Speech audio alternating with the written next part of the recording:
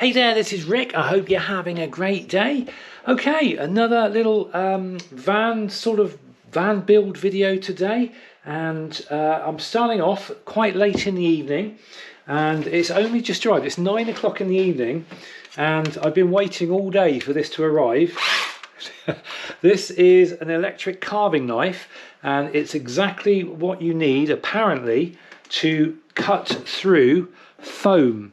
So what I've got here is an IKEA foam mattress, which is going to go on the camper van bed that I built, but I need to cut the corner off, and I need to trim about 2 inches off one side of it. So it's all marked up, ready to go, and it's literally just a case of grabbing that knife and running it through everything. And I think, well, I'm assuming it's going to be like a hot knife through butter. There is only one slight problem I've just noticed. It's not going to reach. So I'm going to go and sort myself out with an extension lead, and then we'll go and do some cutting.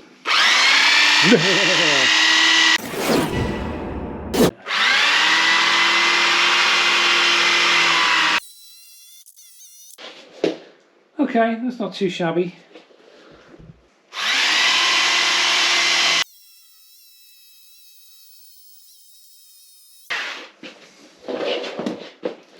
There we go. That's pretty neat. Oh, very neat. I suddenly had this flash of a bar of Toblerone in my flash into my mind just then.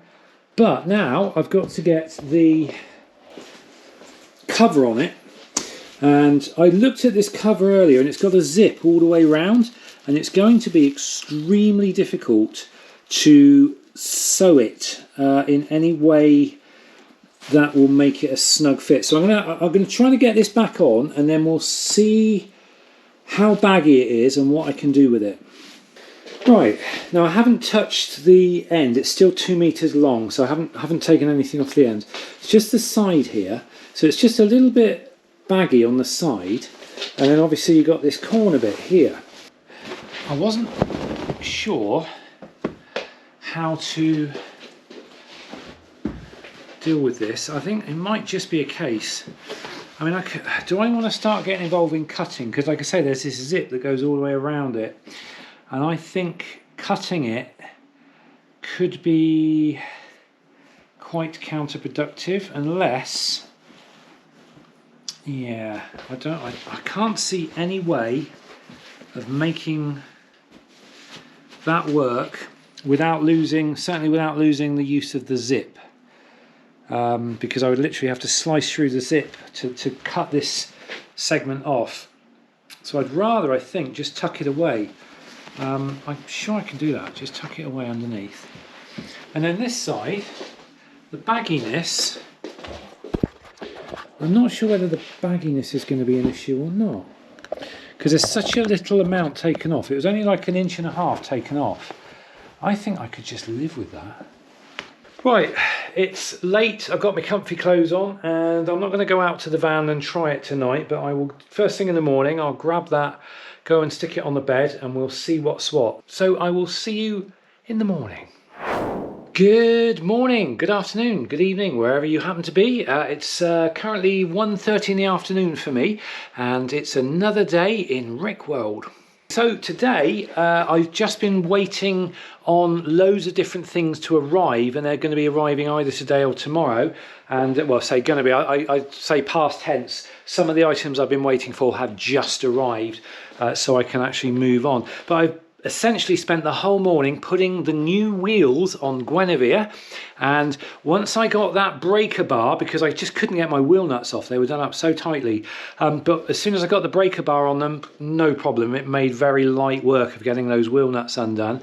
So it was all good. Got the old wheels off, popped the new ones on. They went on beautifully. Got some copper slip on the contact points and on all the nuts, just to make sure that they come off again at a later date whenever whenever they need to. But they look really good. They work beautifully. I've gone for a drive. There's no rubbing, but they fill out the wheel arches nicely, which is exactly what they said they would do. So I'm very, very pleased about that. And there is a slight tyre hum that comes from them. It's nothing major, it's just but you know it's there. It's, you know, it doesn't sound like an old tractor or an old Land Rover or something, but there is a very slight rise in road noise, and the handling is, how can I put it? The ride feels a little bit softer than before. It feels like you're kind of floating on a cushion of air more. I don't know what that's all about. I don't know why, because I've actually still got a fairly low profile. I think there's 65 profiles because I've got 17-inch wheels. But also I've noticed the engine works a little bit harder to turn them around. So quite what my fuel consumption is going to be like over the sort of next few weeks. I'll keep an eye on it. I've got a little computer tells me what I'm doing sort of per gallon. At the moment, on the old wheels, I was averaging about 30.5 miles to the gallon. So I just noticed, just driving around today, it's gone down to 30.4. So, but I don't know. Obviously, it's going to take a little bit of time, clock up a few miles, and we'll see whether it makes a significant difference. But the engine does work a little bit harder. I can tell a couple of occasions where I normally get away with third gear, I needed to change down to second. That's just, I'm going to have to slightly change my driving style. One of the things I've always been wary of with the Renault Masters is they've always got dodgy gearboxes. They're notorious for having the gearboxes go. One of the theories I've got is that because they got a six speed on them, I've always assumed that people put it into sixth gear far too early, and that's what puts the pressure on the gearboxes, and that's what wears them out. I could be completely wrong on that, but I've always been very careful not to put the gearboxes under unnecessary pressure, so I will use slightly higher revs rather than sort of change down early. But with the big wheels, again, I've got to take that into my driving style, got to take that into account. There is a little bit more power required, and also the speedometer, it's very, very slightly out. It's out by about 5 miles an hour. Luckily, I planned ahead. I got a GPS speedometer, which you just plug into a little USB socket, and as soon as it locks onto some satellite, it'll tell you exactly what your speed is. So it works out that when my speedometer thinks I'm doing 30, I'm actually doing about 35. So it actually tells me that I'm going slower than I actually am, and that makes total sense because the circumference of the wheel is a lot bigger, which means for every turn of the wheel you've actually gone further distance, which means you're going faster than what the speedometer thinks. But that's fine, I take that all into account, and like I say, the GPS speedometer will hopefully keep me out of trouble, and so it's all good. Now today I was sort of going to have a bit of a day off simply because I'm still waiting for parts and waiting for bits and bobs to arrive, but the trim, which is one of the major things I was waiting for, arrived today, so I can actually start getting on with trimming off those overhead cupboards, which are these things down here, and I can hopefully get those up in the van today. And then I can go. I haven't actually tried out the mattress yet, so I'm going to. I may need to at some point when I'm putting those cupboards up. I've got a feeling it's going to be really awkward leaning over and putting the screws in, because I've got to lean over the bed to reach. So I may have to drop the mattress in place, actually lie on the mattress to put the screws in. We'll see. So anyway, I'm going to go and do some trimming, and hopefully I can get those overhead cupboards up in the van before we run out of light, which is about 2 hours. So I'll see you in a moment. There we go. That's one trimmed, and the cupboards at the back there also fully trimmed now. So it should be just a case now of just taking them to the van and bolting them straight into place. Wish me luck, let's go for it. Oh, this is an absolute nightmare. Putting this shelf up. It's almost impossible to get to the little screw holes around the corner here.